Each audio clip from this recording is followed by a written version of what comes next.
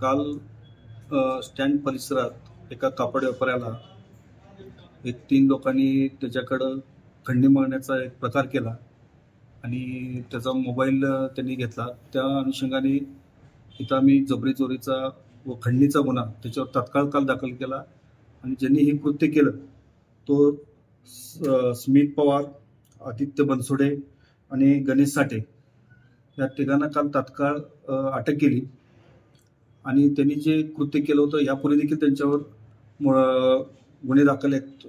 काही शाहूपुरीला आहेत, काही इथं सातारा शहर पोलीस स्टेशनला गुन्हे दाखल आहेत।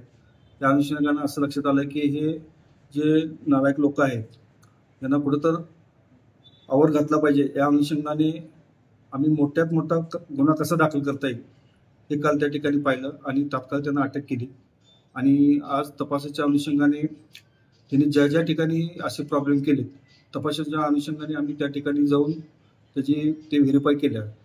तर यापुढे देखील असं कोण मस्ती करत असेल, कॉलेजवर जाऊन काय प्रॉब्लेम करत असतील, कुठल्या व्यापाऱ्याला प्रॉब्लेम करत असतील तर त्याला कुणालाही सोडणार नाही। प्रत्येकाची गत यांच्यासारखीच करण्यात येईल।